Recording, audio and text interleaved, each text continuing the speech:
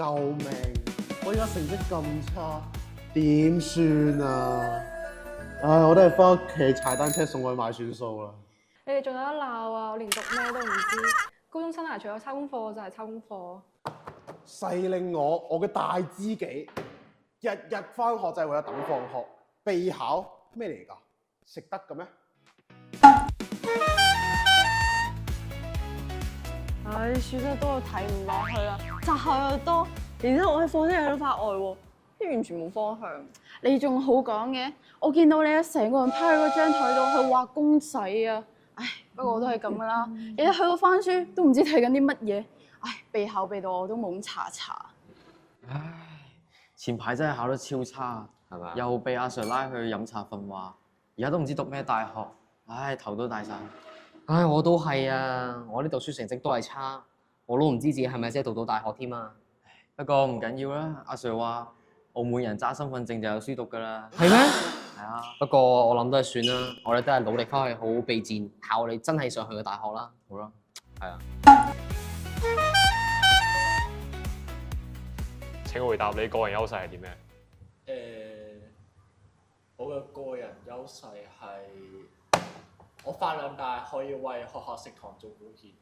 嚴肅啲，你啱重新答過，你啊？我因為中意學校夠大。你兩個係玩我啊，應該過嚟辦公室揾我。我而家嘅生活三部曲，除咗食飯就係背稿，除咗背稿就係發夢背稿，就連我發夢到俾僵屍追嘅時候，我下夢亦都係啲面試嘅答案啊！喂，鍾景陽，你琴日唔係話已經將份面試個背熟晒啦咩？你背幾句嚟聽下？意思啦，分分鐘搞掂。嚟，前5個係咩？你而家背緊呢？倒背如流，個頭咩？標題都未半雲啊！你仲有吹水？我睇連個面試過你都未攞出嚟睇過。Sorry 啊，阿 Sir。好啦，同學們，下星期就係你哋嘅補送面試啦。咁啊，我喺度咧溫馨咁提示一下，首先一定要將你哋嘅資料啦，將你哋嘅補送材料啦，記得要準備好。咁啊，心態咧千祈唔好緊張，啊輕鬆面對。咁喺面試嘅時候咧，記得要笑面迎人。咁你哋咧一定會獲得好嘅結果嘅，收唔收到啊？收到。